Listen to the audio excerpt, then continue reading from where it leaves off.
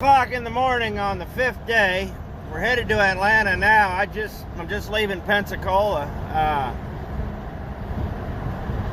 Yeah, it's gonna be about a 4.5, 5-hour ride up there. Hopefully be there around noonish. Looks like I've already caught up to a group of guys up here, so let's just dispense with the pleasantries. Let me get caught up with these guys, and we're gonna start rolling north. Let's go. Looks like we got a 69 Chevelle in front of us. That's my favorite year. Those 2 years are my favorite. I always just kind of felt like they got the styling on point then. So, but Alabama.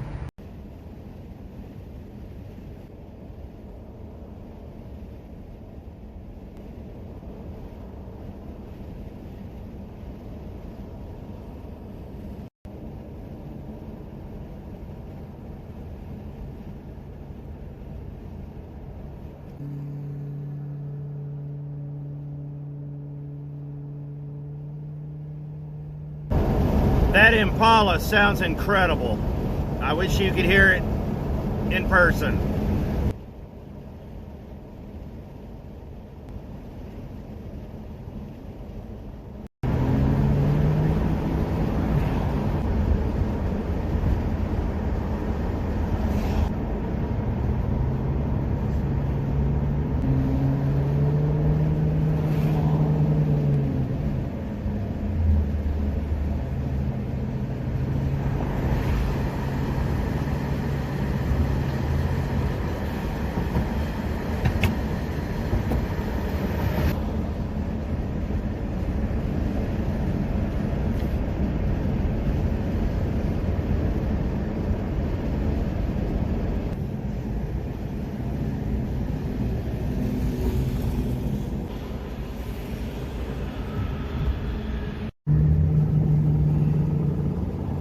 Just filled up at the Shell right across from where we filled up yesterday, so we're full of fuel. 65's right here, so I'm gonna put you back on the stand. We're gonna hit the interstate. The fuel mileage has actually been pretty good in this. It's been surprising, so I've been real pleased about that. But aside from that, the car acts a little angry every now and then. I think that it's just plugging up, but it'll be all right. So let's get on the interstate.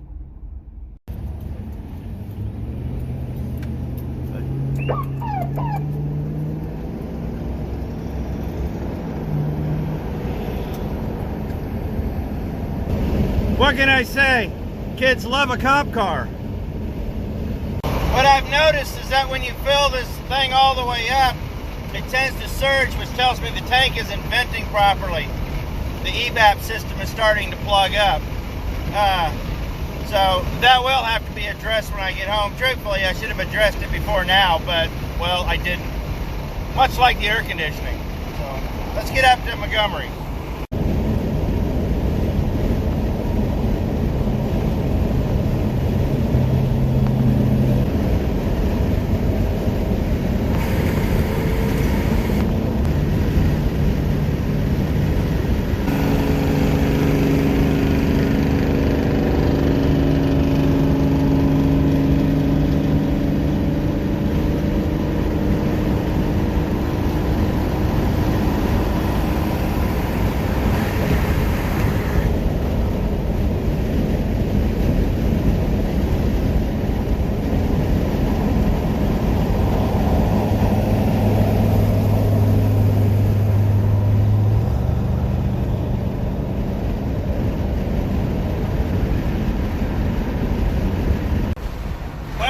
Coming into the south side of Montgomery. We don't stop in Montgomery. We're going to come up here, hit I-85, and that should take us all the way in. Well, we're going to, south of Atlanta, we're going to get on a bunch of back roads, and because the track is actually quite a bit south of,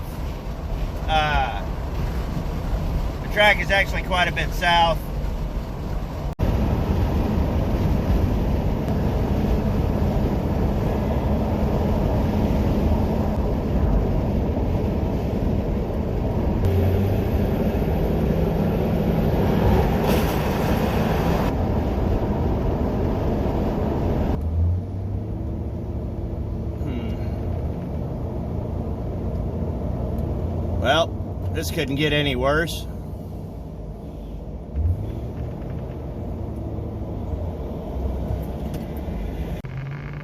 I have no idea why Alabama would do something this stupid, but it is Alabama. And I've been driving truck a long time, and I've seen things dumber than this, so I'm glad I'm not in a truck today.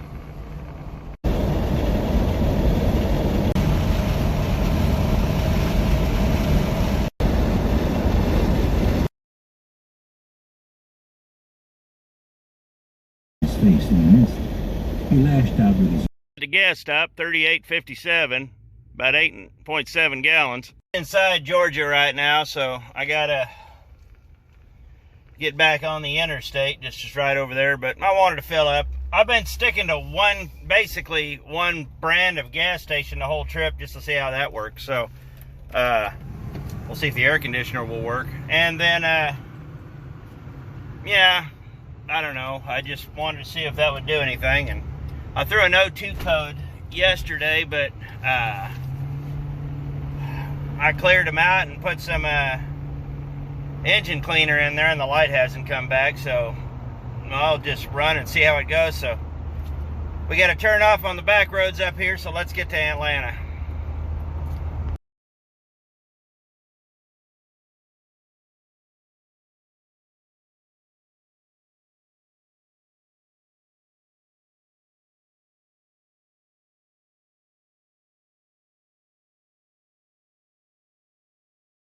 So I turned off 85 and we got on the back roads, and I went up here to this gas station the wrong way, but the back roads were really pretty, and it all kind of worked out. Lots of nice scenery back there, and it was a really cool trip, so I enjoyed it. It was good. Turn right onto Georgia 16.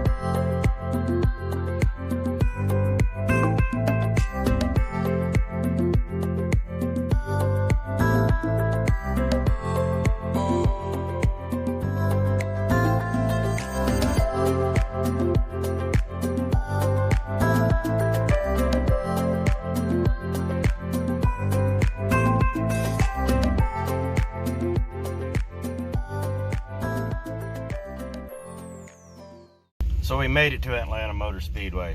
It's hot, it's humid. I'm gonna get out of the car, go get my ticket stamped, and we'll get a look around.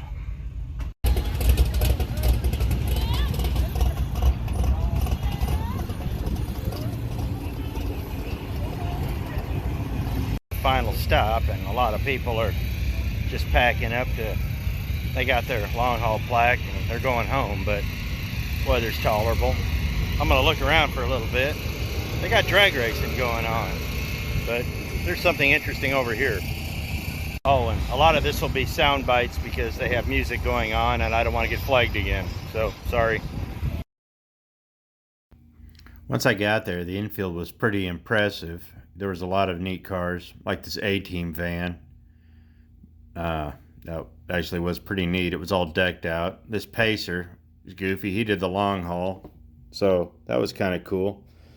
But it was a trip. This has been a pretty impressive facility. It is huge. It's all the way around. I mean, it's really impressive. It was pretty much the same vendors at all the events, but you know, they had them laid out differently, and there was a few extras here and there, but that's pretty much all there was. Oh, this was cool. This was the Auto Metal Direct truck that they're building. It's an original cab, original frame. Everything else is brand new, and it was really slick. Talked to the guy about that for a while. It's gonna be something you can buy and build, so here in the next year or two, I hope.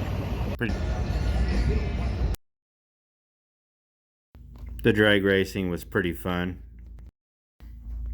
There was copyright music here, so I had to delete the original soundbite, but these cars were a lot of fun to watch. Just local guys. Kind of makes me wish I would have done it myself, but hey. I need my car to get home and I don't want to break it.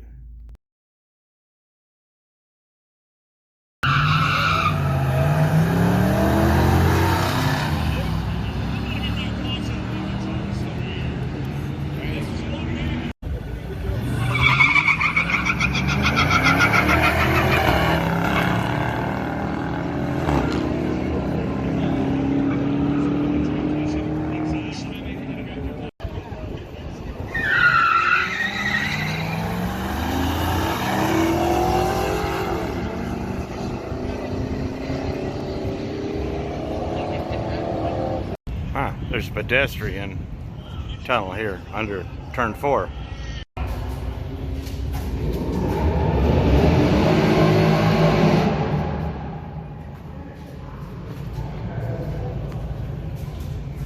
That's got to be deafening during race day. Yeah.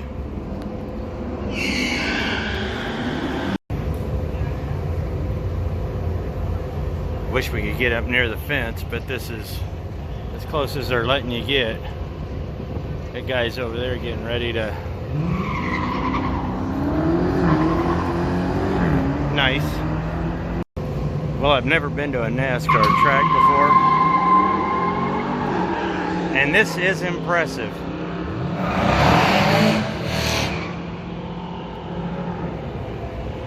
Back to the other side, to the racing.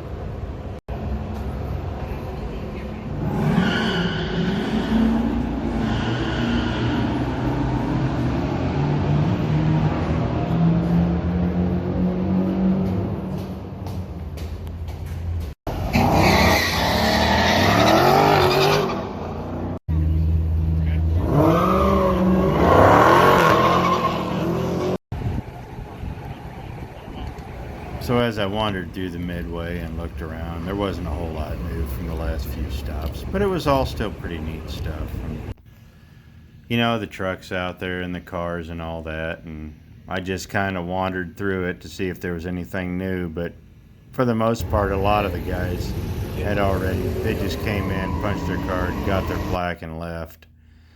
So the cars that were there, they were neat, but I'd seen most of them before. But that being said, you know, it was an experience, and there was some neat stuff that showed up, like this Pontiac, well, like the two Pontiacs here. So, yeah, there was just some neat stuff, and it was worth taking a look at as I wandered back to my car to try to decide if I was going to leave or not. So as Power Tour ends and I roll out the gates, I was left with kind of a bittersweet feeling about the whole ordeal. You know, I was kind of hot and tired, and a lot of guys just wanted it to be done, but once it was over, I was just kind of sad that it was over. Final thoughts on this: it was a lot of fun, but it would be a whole lot more fun if you had a group or did it with friends and family and whatnot. It wasn't so much about the car show. As you noticed, all the shows were wash, rinse, spin, repeat all over. Pretty much the same vendors and all that, but there was a lot of good people there, and even some of the YouTubers and hot rod staff that I met, they were good. They were nice. But this whole ordeal's been about the journey, and that's kind of what I gathered. Getting with your friends and cruising across country and just having a time of it with nothing else to do but the journey. And that right there made it worth it for me. Getting in a good car or a bad car and just going. So when you have opportunities like this, don't squander them. Just take the chance. You know, a lot of guys I know sit there and talk about this like I was. They've been talking about this for years, about wanting to do it. I was no different. I just decided one day that I was done talking and it was time to do it because I'm getting older, things aren't getting any cheaper, and I had an opportunity and the time and means to do it. And I'll be doing a cost video on it here soon. But that being said, as I roll out and Power Tour comes to an end, will I do it again? Probably. But it'll all just depend on time and circumstance. So I appreciate it. Thanks for watching.